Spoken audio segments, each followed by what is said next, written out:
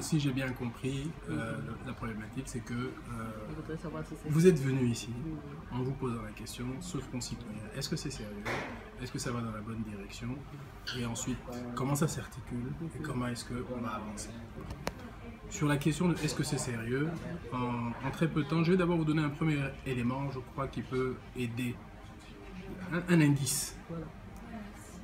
Ce travail sur le front citoyen, nous y sommes attelés il y a maintenant, nous sommes au mois de décembre, il y a plus de 6 mois.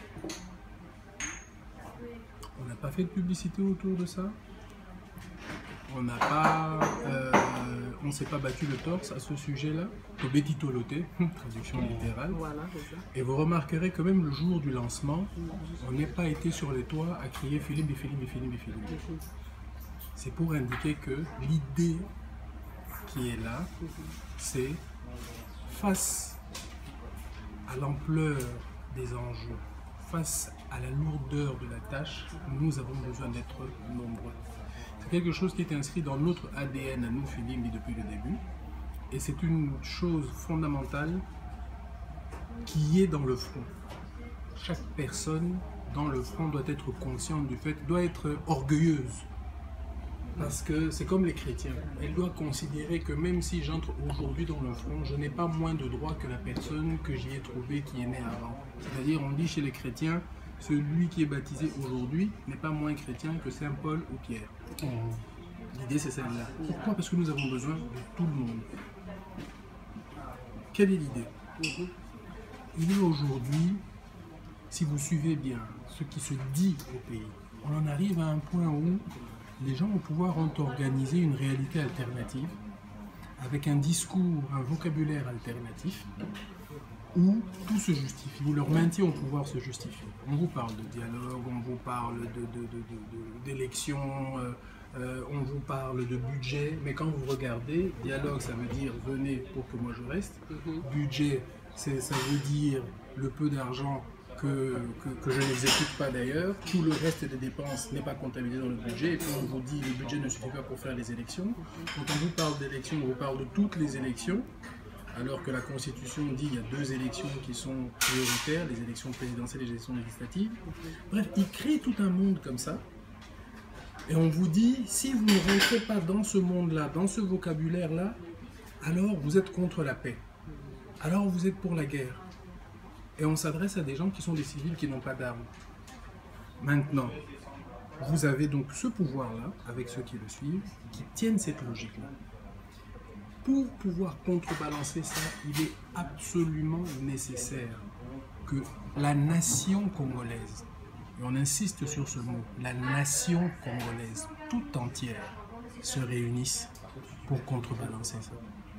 Vous avez un pouvoir avec une armée, une police, et de l'autre côté, vous devez avoir symboliquement toute la nation dans toutes ses composantes, qui doit dire voilà ce que nous, nation, nous pensons, qui doit rétablir en fait la vérité, qui doit dire, comme cet enfant qui dit le roi est nu, quand vous dites budget, vous mentez.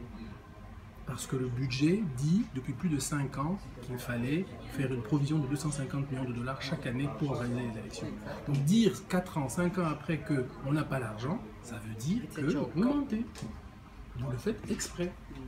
Maintenant, tous ces éléments-là, nous devons les aligner et dire, face à tout ça, la nation congolaise, dans sa composante religieuse, dans sa composante société civile, dans sa composante mouvement citoyen, dans sa composante parti politique, dans sa composante toutes les subdivisions possibles et imaginables que nous pouvons penser de la nation, toutes doivent être réunies.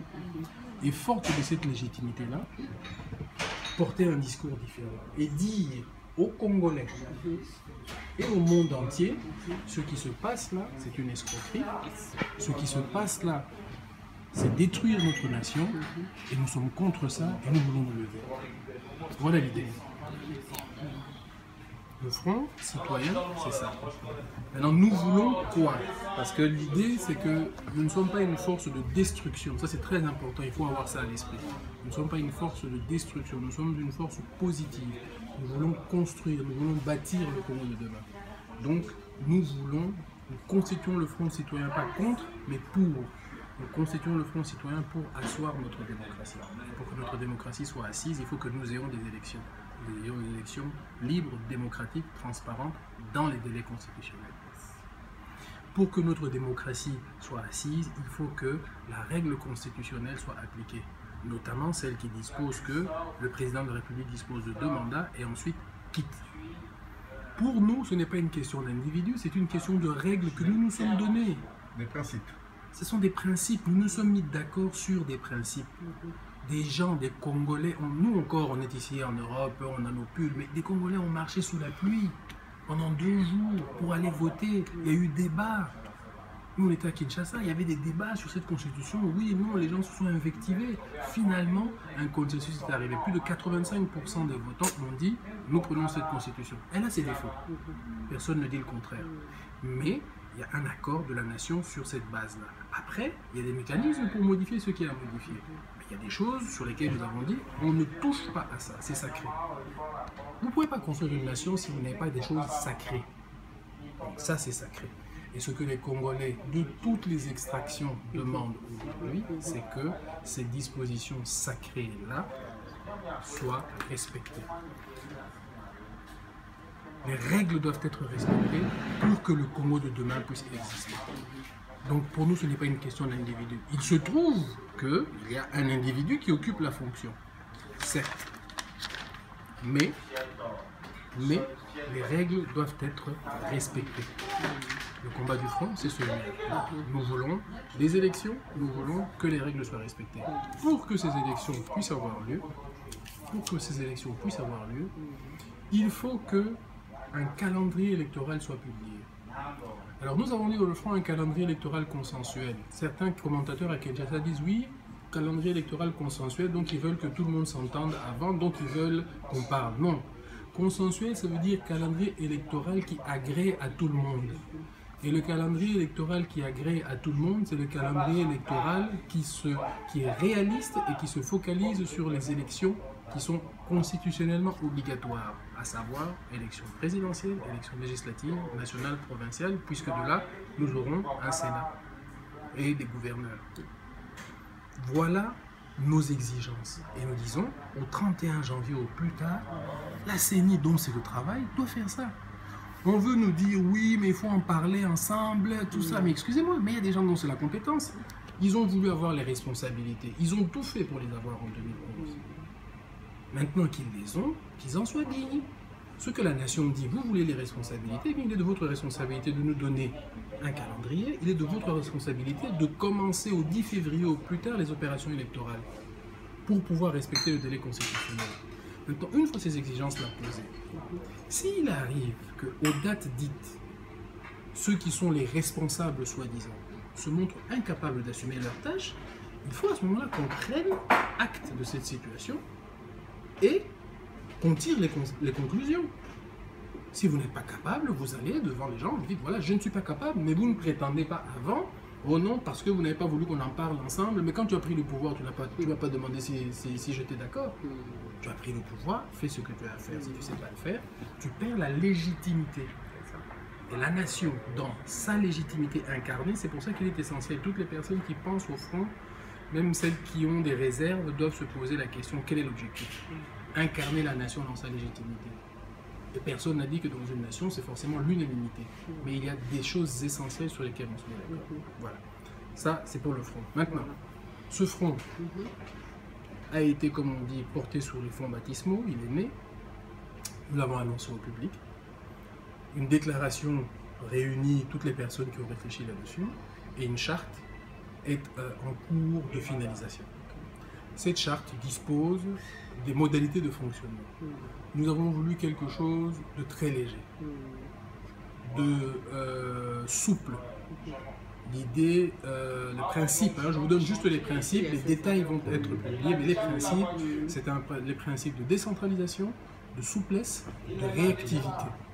Parce que l'objectif de ce front, c'est de mutualiser les ressources intellectuelles, matérielles, humaines, de mutualiser les stratégies et de coordonner les actions. Étant entendu, et c'est là que l'élément de décentralisation est important, étant entendu que chacun là où il se trouve a une capacité de mobilisation. Maintenant, il faut que nous coordonnions pour dire, voilà, je vais dire très rapidement, d'ici au 16 février, qui est la date ultime où, en référence notamment à l'époque de la conférence nationale souveraine, le 16 février, la marche, en référence à la marche des chrétiens de la conférence nationale, d'ici le 16 février, il y a beaucoup de dates symboliques dans l'histoire de notre pays qui vont intervenir.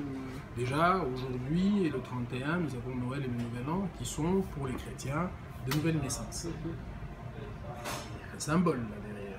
Le 2 janvier, nous commémorons la mort du héros national, Mamadou Ndala, qui a été lâchement assassiné alors qu'il défendait son pays et que pour la première fois, il montrait la valeur des troupes congolaises et qu'il l'emportait des victoires. Jusqu'aujourd'hui, les responsables de sa mort n'ont pas été trouvés. Le 2 janvier. Le 4 janvier, c'est la journée des martyrs de l'indépendance, en référence au 4 janvier 59. Le 16 janvier, c'est la commémoration de la mort de Laurent Désiré Kabila. Personnage controversé peut-être, mais dont il faut historique et à qui il faut reconnaître le mérite d'avoir dit ne jamais trahir le Congo. Le 17 janvier, c'est la mort de Lumumba. Moi, je suis le petit-fils d'un membre fondateur de la BACO de Joseph Kasavubu. Donc, on pourrait dire, et c'est la réalité, politiquement, Lumumba et Kasavubu étaient rivaux. Mais moi, malgré cet héritage familial historique, je reconnais la figure de Lumumba dans notre histoire nationale. C'est une figure centrale, quoi qu'on dise, quoi qu'on puisse penser, qui a dit des choses importantes. Le Congo exige de nous de la grandeur. Lumumba nous a légué un testament dans la lettre écrite à sa femme. Lumumba s'est levé le 30 juin 60 et, à la face du monde, a rétabli une certaine vérité de ce que nous étions, nous, sous le joug colonial, de ce que nous avions remporté comme victoire. Mais il y a un deuxième aspect de la déclaration de Lumumba qui est très peu connu. Lumumba, dans la deuxième partie, fait un discours d'ouverture. Il dit aux gens, tous ceux qui veulent construire le Congo sont bienvenus, venez. Mais respectez-nous dans notre dignité. Le 17 janvier, nous commémorons Lumumba. Le 19 janvier, le 20, le 21, ce sont les 3 journées de la future démocratie congolaise. De la future démocratie congolaise. Et donc, avec ces dates-là, vient ensuite le 31 janvier, vient ensuite le 10 février, qui est la date où nous demandons que les opérations électorales commencent. Avec ces dates-là, nous avons toute une série d'occasions de marquer l'opinion, de porter le message du Congo, de porter le message du front. Et l'idée justement avec l'organisation décentralisée, c'est que chacun là où il est, sur base de sa connaissance de son terrain, fasse les choses. Mais que nous partagions ça au sein du réseau, de telle sorte qu'on puisse donner de l'ampleur. À Edmonton, ils sont peut-être juste 3 Congolais, mais 3 Congolais qui se réunissent et qui prennent, je sais pas moi, qui vont devant le Parlement d'Edmonton et qui portent haut le drapeau du Congo, au milieu de nulle part. On prend ça, on met ça sur Facebook, on met ça sur YouTube, on fait passer ça au Congo. Ça montrera aux gens que même à Edmonton, je ne sais pas où, que les gens d'Edmonton m'excusent s'ils sont plus que 3, mais que même au fin fond là-bas, oui voilà, je dis ça comme ça, ou même au fin fond du bush australien, que même là-bas au fin fond, là où ils sont que 3, l'idée du Congo, l'idée de la nation congolaise reste forte et les gens sont prêts à bouger pour ça. L'idée c'est celle-là en fait. Et concrètement, voilà, pour ce qui concerne les modalités d'adhésion, comme la charte est en cours de finalisation, nous demandons aux gens d'être un petit peu patients.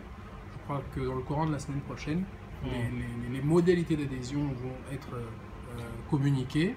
Et à ce moment-là, le travail va pouvoir... enfin non, pas le travail va pouvoir commencer, le travail peut déjà commencer, mais les modalités d'adhésion, un certain formalisme, juste se connaître les uns les autres, qui est où, qui fait quoi. À partir de la semaine prochaine, ces possibilités seront là. Mais dès à présent, si vous connaissez quelqu'un, comme c'est le cas pour vous, vous avez un répondant, vous pouvez déjà entrer en contact avec lui, déjà être en contact. Le réseau, c'est ça. Le réseau, c'est ça. Voilà. Comme ça, je vais vous donner nos coordonnées. Vous avez notre soutien. Okay.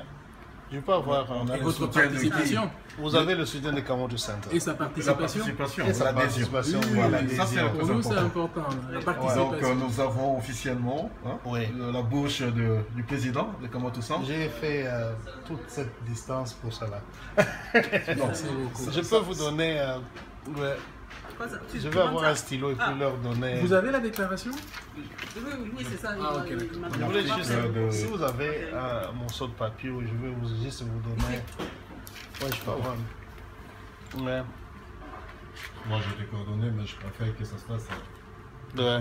Si on peut aussi avoir vos coordonnées, c'est bon. Ah, moi je suis sorti en catastrophe, je n'ai rien pris. Ouais, même ça, juste. Je crois que je peux avoir.